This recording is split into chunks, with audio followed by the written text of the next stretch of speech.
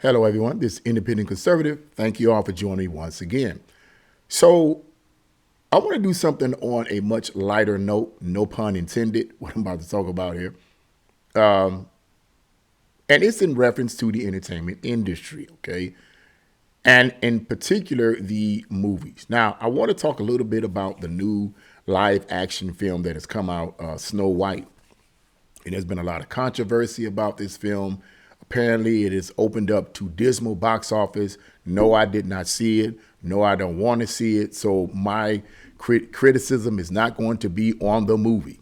Okay, I didn't see the film. I'm not going to critique the movie. So if anyone is assuming that's what I'm going to do, you need to see the movie, Mr. Bowling. I'm not critiquing the movie. You're going to find out what I'm going to critique if you bother to watch this video.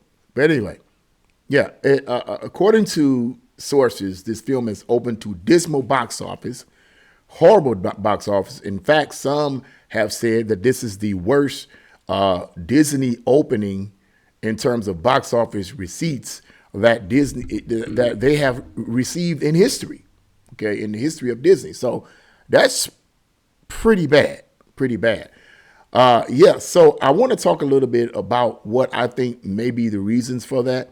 But before I do, I want to read you just a small portion of this article from the writer of this article. This is his opinion on the first quarter dividends of the box office. He's going to share that with you, and he's going to share his opinion. And I'm going to give you my opinion as well on why perhaps this new Disney live action remake, if you want to call it that, of Snow White, which was a cartoon that Snow White and the Seven Dwarfs was a cartoon that I really, really loved many decades ago, was such a dismal failure in terms of box office receipts. So let's get right into this. Yeah.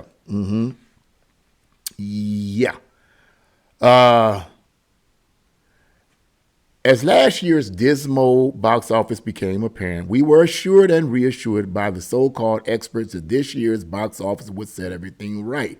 Well, as of Sunday, movies have generated $1.34 billion in the U.S. and Canada this year, down 7% from the same period in 2024, according to ComScore reports the far-left LA Times, which is crazy, right? Because they're talking about 1.34 billion, and when we think about billion, we think about a lot of money. Boy, in the movie industry, that's not, okay? Quote, March has been particularly weak. The month is expected to end down 50% year over year. Remember, last year's first quarter was down significantly from pre-COVID levels, so business is bad, really bad. Well, anyone with basic math skills already knew that. What's interesting about this LA Times article is that it dares to suggest that maybe, possibly, perhaps the quality of the productions, i.e. movies, could be the problem. Imagine that. The Times spoke to John Fithian, I hope I'm pronouncing his name right, who was once in charge of the National Association of Theater Owners. I'm pretty sure I didn't pronounce his name right. Please forgive me, sir, if you're watching this, although I'm pretty sure you're not. Please forgive me. Today, he runs a consulting firm and is interested in producing mid-budget movies. Fithian points out that streaming should not be the death of movies because in the past, quote, as movie lovers found ways to watch movies on television via DVDs, via streaming, it made them more movie lovers. Great point. Correct, the editor says, and I agree. I would have to agree with that. As far as the entertainment industry's ongoing excuse for that the COVID pandemic killed movies and moviegoing, he brings the science, quote, other COVID impacted out-of-home experiences, Broadway, concert, sports, have rebounded and grown post-pandemic, and the movie theater industry hasn't. In other words, why is all of these other outdoor venues, Broadway, concert, sports, why was they able to rebound after COVID shutdowns and all this other kind of stuff? Why were they able to rebound and make buku money, but movies weren't? We can't blame that on COVID. That's his argument. We can't blame it on COVID. And I never believed that was the case anyway. But anyway, so why have these other public public events rebounded, but not the movies. 50th speaks the truth. The problem is that the number and quality of movies being supplied in theatrical distribution has declined significantly, and that it is not purely a pandemic effect. Got a point there, sir.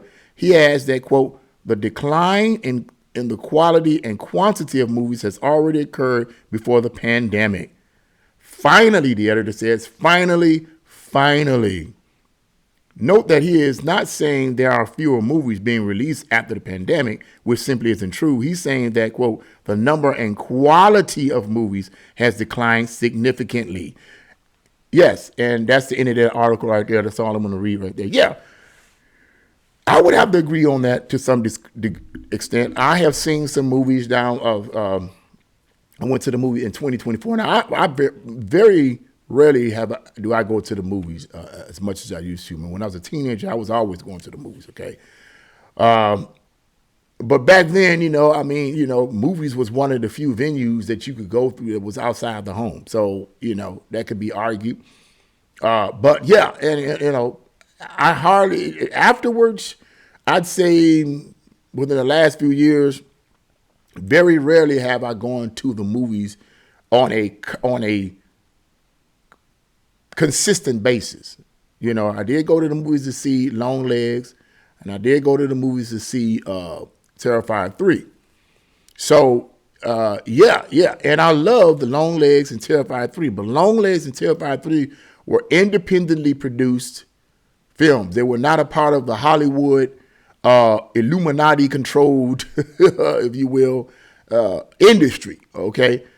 So with having said all of that, I agree with the assessment here, and this individual's assessment, not the editor, not merely the writer and editor of the particular article, but the review that he is given in reference to this individual who has assessed the quality and quantity of films may be attributing to the decline in terms of box office receipts in reference to the movies. And I have to solemnly agree. When you talk about quality, you're talking about how good the films are. That a lot of people, and it isn't just streaming and so forth, and streaming services that's slowing this down because as the individual mentioned in the article, that has actually caused people to be movie lovers. Because when they watch these movies, they're like, oh man, these movies are great. I love this. And that may provoke them to want to see more movies on a bigger screen. Okay. But when you look at a significant number of these films that have been coming out by Hollywood studios, such as Disney, I could consider Disney a part of, I'll just put Disney in the Illuminati, okay? And I know some people may have a problem with that, but I'm not going to go into the detail of explaining that. I'm going to go into that. That's my little thing anyway. I would put Disney into that Illuminati box, okay, in terms of their films. Let's hone in on this new Snow White movie, which, once again, I did not see, do not want to see, okay? Have no desire to see, simply because I don't want to see it. I just not something I wanted to see. It's not, I just don't want to see it. But after I listened to some comments by the main character whose name I can't remember, she's the one supposedly playing Snow White. When I listened to a few of her comments prior to the movie being released, her comments were extremely negative when it came to her referencing the original cartoon Snow White. She was extremely negative, and she began to say things such as, it's not going to be about the man coming and saving Snow White and all of this. It's going to be about her being independent and learning how to be a leader and coming into her own. Pure feminist nonsense. First of all, why would you say something stupid like that? Does she really believe most women that's going to see this film or have seen the original cartoon are tripping out over some nonsense like that? Probably not. They want to see the film because they probably thought, that it would reflect to some degree, the original cartoon. Though it's a live action film, to some degree, they were probably thinking that it would reflect some of the flavor and taste and essence of the original cartoon. But apparently, the actor who supposedly is playing Snow White, who is a black woman, very light-skinned, fair-skinned, but she's a black woman, had some very negative things to say before the film came out, and I heard what she said. So right then and there, you were already setting yourself up for the woo-woo boo-boo. Woo-woo boo-boo. She was already setting herself up. So she's kind of, in a way, in my opinion, hurt the film by the things she said. Right there. Then, because they want to be woke, the producers, the hiring efforts, whatever, decided that they're going to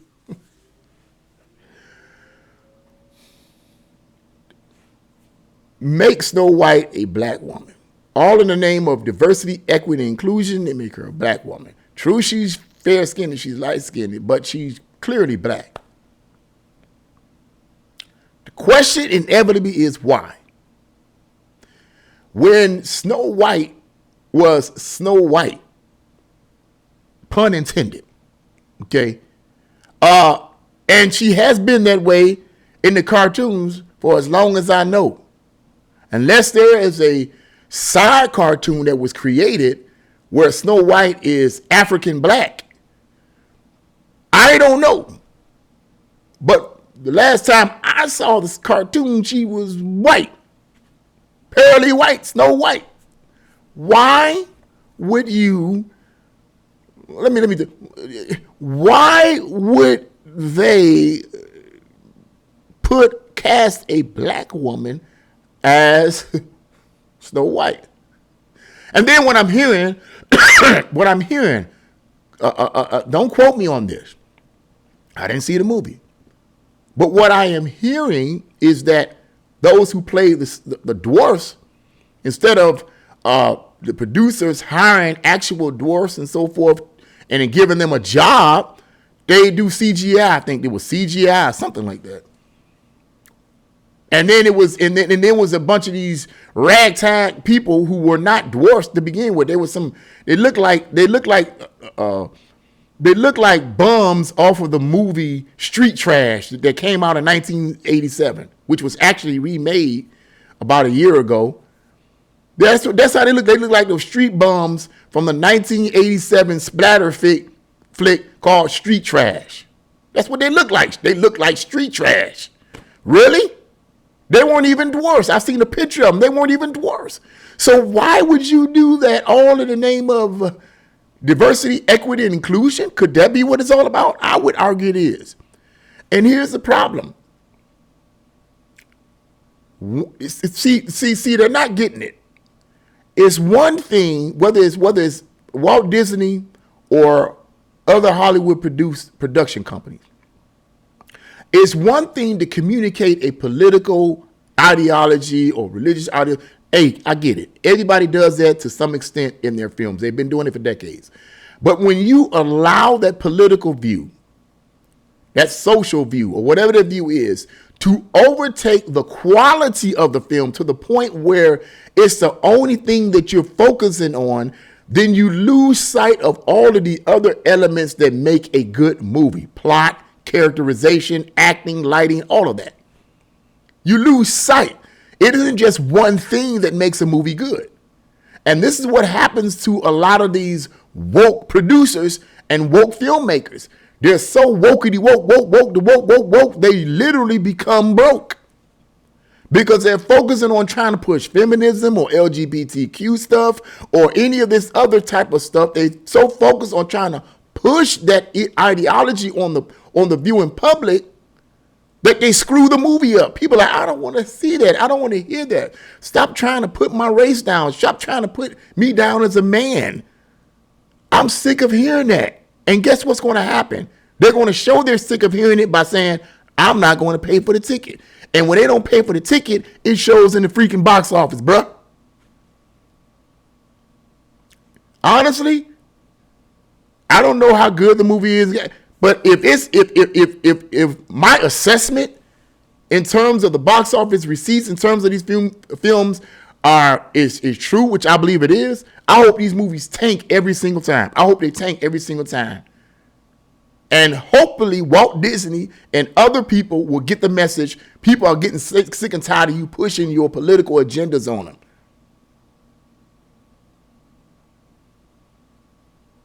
You hire a woman that hates the cartoon.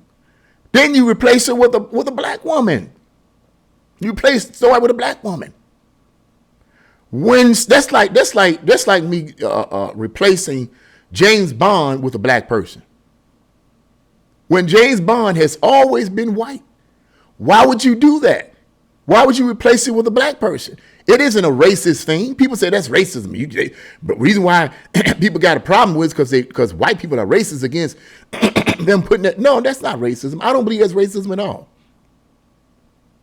Many of the white people that's going to see these films, they suspect what's going on. They feel like you're trying to replace them.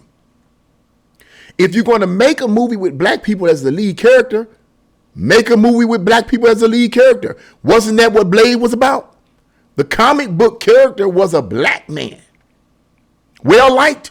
So when all three of the Blade movies came out, guess what? The character was black. Had they replaced him with a white person, it would have been a problem.